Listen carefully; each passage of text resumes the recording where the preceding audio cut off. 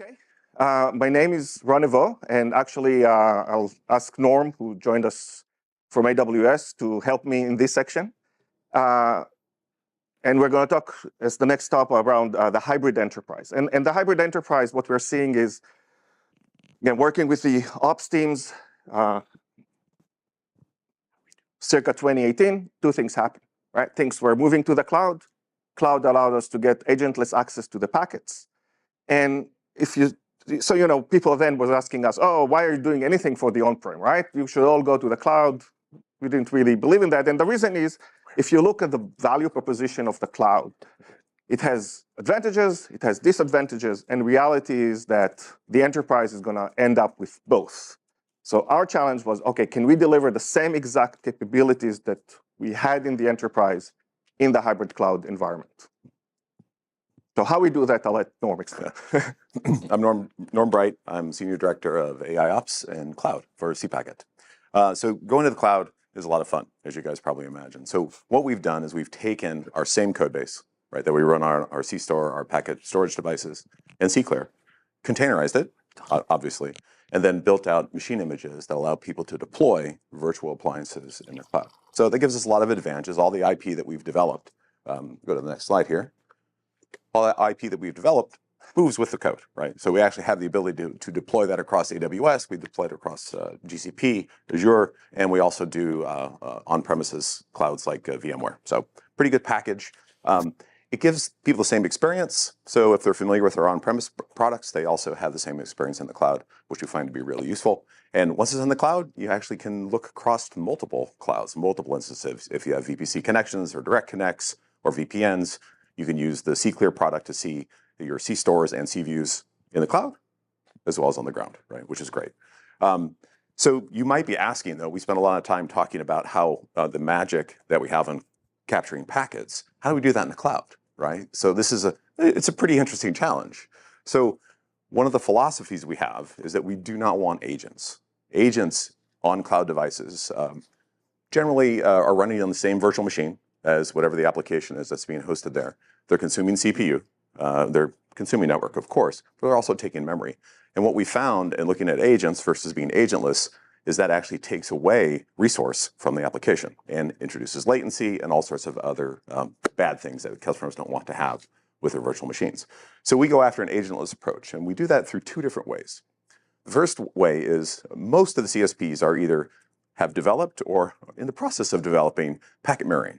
So they do this elastic network interface. It's actually using the same NIC that's in the virtual machine, and they copy packets to a destination, to an endpoint for you, right? Which is really nice. However, there's some challenges with that too, is that when you look at packet mirroring within, say, AWS environment, which I'm very familiar with, it isn't supported on all instance types. So there's a little bit of dissonance between what is supported and what's not supported. As an example, any instance with an accelerator or things like that, they don't support that, right? Metal boxes, which is the whole box, they don't support it. So there's some limits to that. The other limit to it is that it's best effort traffic. So when they're forwarding packets on your behalf to wherever you want to do the analysis and the capturing, they're going to prioritize production traffic over mirrored traffic all the time, right? So the nice part about that is they actually count how many they're dropping for you, which is really useful, but you don't get to see all the packets, which is a little bit of a problem. One other limitation is that from a destination perspective, there are some constraints. You can't forward all traffics to multiple points. So if you have multiple things that you want to monitor, you can't actually do that using packet mirroring, right, and all the providers. As I said, some is work in progress. We work obviously very closely with them to deploy, and we actually have pretty good success with packet mirroring in general, depending on how much utilization, how much bandwidth is being captured. So the other way that we do this is we call it bump in the wire. So call it a tap, call it a bump in the wire, but we actually use load balancers and gateway load balancers to do this. So what actually happens is that we're adding a routing path, right, for traffic in and out of instances that gets sent to a gateway load balancer or a load balancer, which then forwards it to our packet brokers to do the capture, right, to do the forwarding, to do some of the analytics and beyond. That load balancer is pretty cool, right, because it gives us the ability to insert ourselves in line. It allows us to scale. It gives us high availability. And the nice part about it, we're not going to miss any packets either, right? So we get everything because we're inline.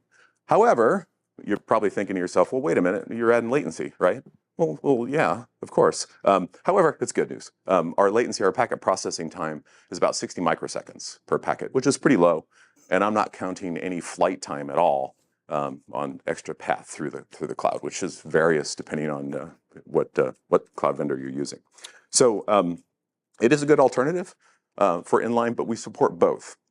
Yeah, and real quick question. On that side, is the fee charge for that portion assumed by, I'm assuming? I'll get there. Yeah, it's an excellent question. That's an excellent question. I know the answer to, but I don't have a slide. I've got a bullet. I'll talk to it. Right. While we're stopped here for a second as well, and I'm sure you'll get to it, but as you're talking through it, what's the resiliency model look like if something happens in your service? So you have a load balancer sending traffic to you, now you're in line. Oftentimes when we see appliances who do this on-prem, they'll fail open or they'll do something like that in the cloud. You don't necessarily have that option. So what does that look like? So it is high availability. The total latency that we add, I measured it not too recently, pretty recently actually in Azure. It's about 260 microseconds total time added, right? Okay. It is high availability. We do use the monitoring, so hot failover between So you have load balancer. multiple appliances. Yes. So if one fails, you're doing health checks, Absolutely. the load balancing, and that's how you assure that you're not sending it to an appliance. 100%. That's right. Yeah. So nice part about that those health checks, we have a pretty big target group that you can define depending on the overall capacity of the load balancer. In AWS, the GWLB is like 100 gigabits a second. So you can build out as many target group instances in the back end, right, to support that with failover and scaling. Okay. Can I jump in there for just a second? Sure. You were clarifying you deploy with HA. You mean that we, as a consumer of the product, would deploy it with HA? Correct. So do you all have some sort of either automation or other recommendations, that you could hand out to the customer to say, this is how this happens? I'm sure you have like documentation on it, but do you make it easier for them to deploy it in the correct?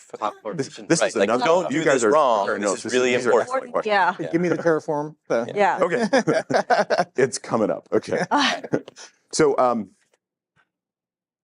let's talk about deployment, right? Because that's actually where things are challenging. So as we've talked about, in a lot of the customers we work with on the enterprise perspective, going to the cloud, they've got their network ops team, they got their SecOps team, they got a cloud team. Great. Do they speak the same language? Not so often, right? So what we've done to make it easy for customers is we work very closely with both their cloud team and their network ops team. The good news is the familiarity in the experience is the same, right? So it's good news. And a lot of times we see the network ops folks want to say, hey, I want to see what's going on in the cloud. What's happening, right? The roles and responsibilities change from what the customer, you go into the cloud, you used to be able to go into the data center, you rack it, you stack it, you plug it, you do everything. Now you're doing that through software, or you're setting a ticket up for somebody to go and work with, and that's a big deal, right? And that's a huge change. So we work very closely with customers, working through the deployment. Now, where is it deployed, right, was your question. These are appliances in the customer's account, right? So it's both good and bad. They assume all the costs. They assume the cost of if it's packet mirroring or load balancing or additional instances, that's all on their dime, right? So we are just providing the appliances. It is not software as a service, right, today. So that's good news because it does give them control, right? So they know where things are going, but they're not going to software as a service where they don't know what's happening. It's all within their environment. They can set up their security groups and everything like that. And they're responsible for the upgrade cycle for release code. Exactly. What's the downside? Yes, exactly right. Yeah, as a service and upgrading the appliance, they are responsible to do that. And we send out regular patches and upgrades to our appliances that have all the security patches and things like that because we do ship the OS. It's also provided all in Marketplace. They can just pull off Marketplace. Marketplace is where we're headed, right? So that's part of the deployment process we're going into. So in AWS, you can download today through our Marketplace a CStorV, which is our packet capture and storage appliance. It's pretty easy to set up. You can do it in about 5 minutes. I think the longest time in setting it up is actually waiting for the instance to start, right? So, but it's pretty quick. Let's see. So yes, the last question on Terraform. We work obviously with the deployment packages that each one of the CSPs builds. From a Terraform perspective, we do support Terraform, very modular, so you can do part of it, all of it, some of it, easy to configure. But we also do, CloudFormation templates or, CDK, Bash shell scripts for those of you who like the command line. We do that too. So, and those are always working very closely with our sales engineers and support engineers to get customers deployed and running. So it's pretty easy to get up and going. So that kind of covers the slides. Again, AWS, Azure, GCP, VMware. So I got a little flack for this slide because it doesn't match our color palette, but it is the AWS style, so I kept it. A little legacy tribute to my old employer. This just gives you an idea of how it works, right? So the top part of this is where we've set up mirroring on just 2 instances. Mirroring is going through a gateway load balancer endpoint, right, to a target group. Now, the interesting part about mirroring is you don't have to go to a CView or a packet capture, a packet broker. You can actually go directly to a CStore if you want to. So there's an advantage, though, if you have a CView that overcomes the limitation of packet mirroring, because we can send it to multiple network detect and response appliances or other people who are interested in seeing those packets, which is really useful and helpful for customers. And then, of course, to the right of that, the CStore, which is our storage, as well as the cClear, which is the over management command and control information. So the nice part about deploying this, we talked about storage for CStore. The cloud has unlimited storage, right? So you can build all the block storage devices out that you want. Of course, you are going to be paying for those, right? So from a cloud perspective, that's the way that works. Bottom slide is the simpler version of that. That's just using the bump in the wire approach. So having the gateway load balancer inserted in this example, we also support load balancers in like Azure, inserting ourselves into the routing path. So I didn't draw the routing path on this slide, but it kind of gives you an idea of how the solution works inside the cloud. At a high level, can you talk about what that, like the implementation of that routing path looks like? Because routing inside these clouds is a bit interesting and unique. And so I'm just kind of curious, like how you get all the packets where they need to go. Yeah, so what we've done is we've worked pretty closely with customers and saying which traffic, what packets, what destinations are you interested in, right? So they might not want to see everything. They might want to see just stuff that's going north-south or east-west or particular groups. So they would end up building out a CIDR. They would build out a routing change, a routing table change. In AWS, in Azure, they use a user-defined route. Okay, so this is all manual static routing to get it to where it needs to go. Exactly. Okay. Yes, and there's other things that we were looking at for future to do that in a more automated and scalable way. Of course, leveraging what the infrastructure, the different CSPs offer to make that happen. That's always the challenge, right? Especially manipulating the route tables when you get large environments with many VPCs. I don't want to have to manage that one by one. No. So the gateway load balancer is easier. The UDRs are a challenge. They are scalable, they are manageable. We've got a pretty good process to go and do this, and we're pretty good at it. So we've done it quite a bit so far, and we've been really successful with it as well within Azure due to their in-progress packet mirroring technology. So in the top case for the VPC that you're running for that AZ, you would just set a template type for the ENI, right? And then every VM that joins. You have to set it per VM. So in the instance start data or however you want to configure with AWS, it has to be set for everything. Okay. Okay. I am not going to do the demo live for you. I'm going to turn that over to Ron. So. Right. So thanks, Norm. Sure. So we're going to do the demo. The reason we waited for the demo to here is we're going to, if you think about the monitoring points, we really wanted to emphasize that it can also be a monitoring point in the cloud, right? So with the on-prem, we have VLANs. That's a monitoring point. This is how I recognize it. In AWS, it's a little tricky. You can have more C-stores. You can use VXLAN. So we just wanted to wait here to show what the enterprises that we're using, the solution as it is today, which includes cloud. So that's the only reason we waited for this section. So I'm going back to cClear, and as I mentioned before, this is the centralized command and control. And what I'm going to show, again, we're not going to do all the whole thing, but we're going to just say, look at the applications that we have and just kind of track a couple of cases of latency issues, right? So you can go and troubleshoot other things, but this is one view that we have where we just have all the applications. Again, applications, we use the configuration the user gave us to identify IP ranges or CIDRs or individual IP addresses. Yeah, and on that, Ron, I know you mentioned in an earlier presentation that you could like upload a CSV or something to get some of that data in there. Is the API two-way? Can I do that dynamically? Can I hook this up to like a configuration management database or something where I can update that so it's not stale the moment I load it? Oh yeah, yeah. It's an API. So the way it's done here, we have, this is where we define the network monitors. This is where we define what we want to add and keep track of. I can always edit it here, but everything that I'm doing from the UI here is essentially calling REST APIs at the backend. So yes, you can do everything from the API.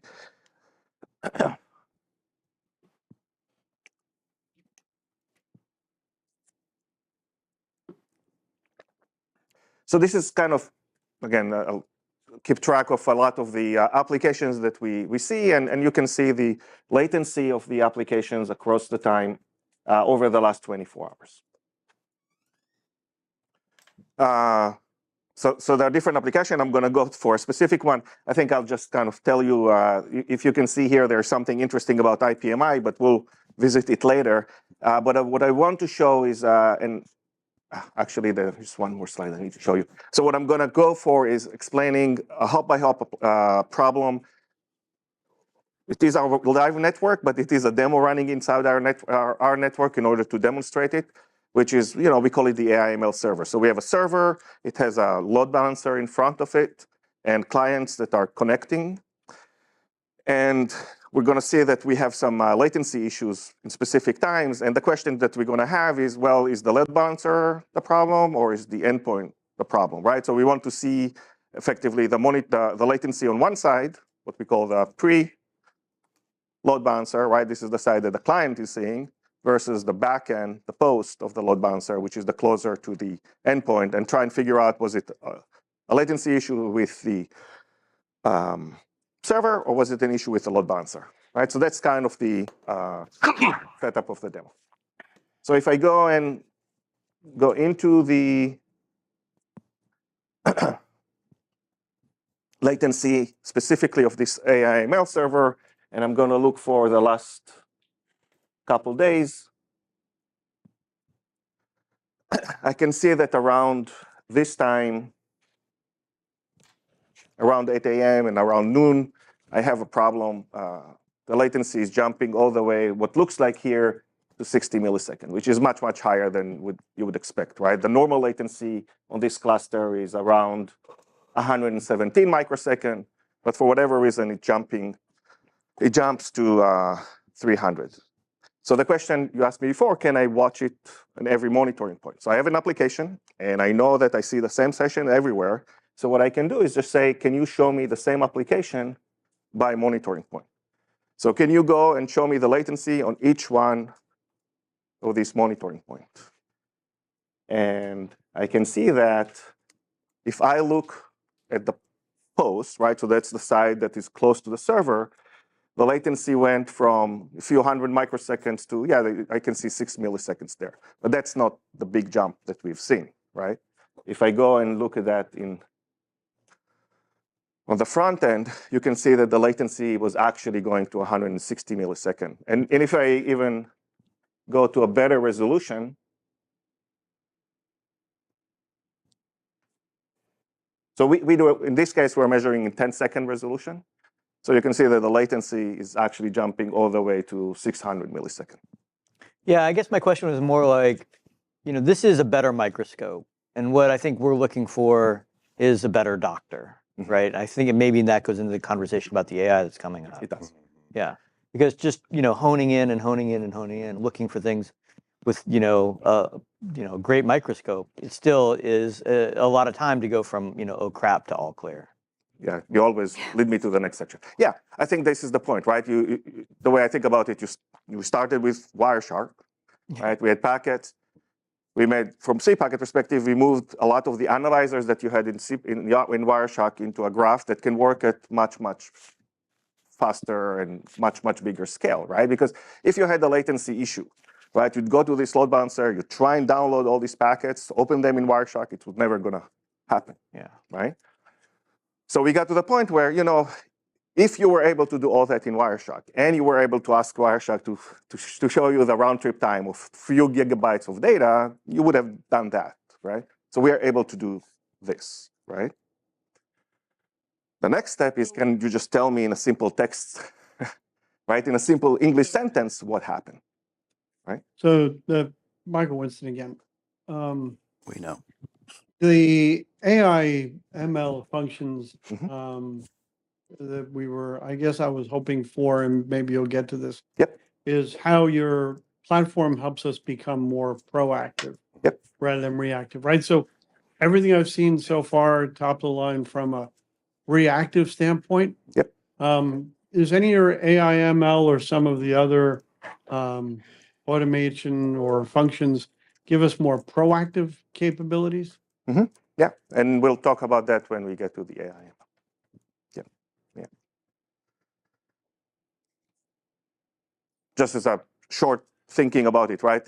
Once we have all these metrics, right, now that we are able to generate them as metrics and move from packets that is very hard to understand into metrics that we can analyze, now you can run and use AI ML to extract the insights, right? So that it was, for us, had to be one step on the way there.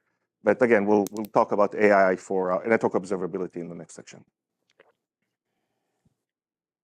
Okay, the other thing I want to show real quick is the next setup we have is our own TeamCity server. It runs in AWS. It has clients that are inside AWS. It has clients that in our Milpitas office, in Portland office. So there are a lot of issues that are going on there. And so there in the other one, I just stopped in. What happened? It was a latency. I know when it happened, and I kind of know where. We kind of stopped there. We didn't continue the troubleshooting. So just to see how a troubleshooting will continue. And again, this is all what you would call a manual troubleshooting. I go to, this is the IP address of the TeamCity. I can see the same IP address through all the monitoring points in the environment. And just interesting, you can see that if I look at our AWS traffic monitoring, the latency there is around 600 microseconds.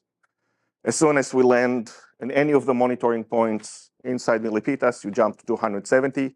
This in and by itself is not an issue. That's effectively, I think we're running at US East. Yep. So I think that's expected. But we do want to understand is, can I do a little more troubleshooting for this specific IP and why I'm seeing latency in sometimes versus other times. So if I zoom in,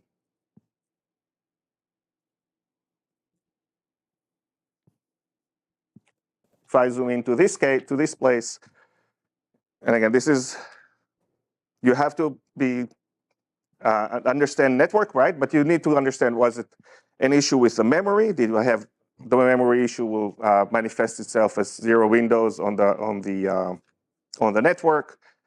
Did you have any issue with retransmissions,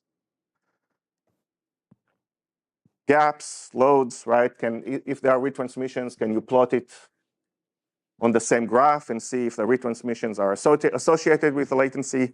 So it gives you the tool to be able to troubleshoot a little better, to know, okay, if it is the endpoint and it's not something that was happening in between, was it an issue of a load? Was it an issue of retransmissions? Was it 0 windows, anything else? And if everything kind of you gave up on and you wanted to open Wireshark, you can come here and click download the packets. What it does in the background, it goes to all the C stores that are relevant for that packet, that are relevant for this IP address, and I can open it in Wireshark. And deduplicate it and so forth, I presume. It depends. Okay. So you can specify, so deduplication in this case will be based on the VLAN that you ask for, right?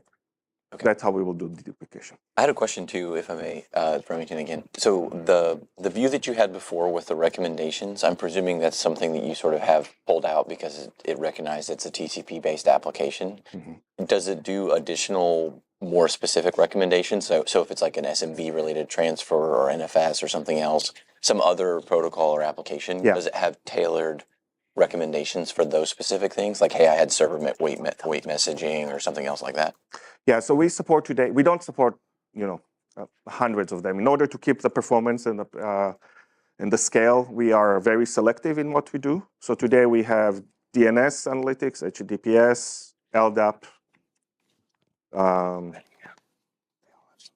ICMP, some of the multicast services, and we keep adding. So SMB and SMB is probably the next one. So we just keep adding, but we kind of very selective in the protocols that we add, because every protocol that you add, you have to pay some penalty. So we try and keep, we're not going from everything, right? We're not going to try, Oracle 9080 database transaction analyzer. Yeah, cool, thank you. Yeah, but what we call kind of the lifeblood of the network, that's the protocols that we add.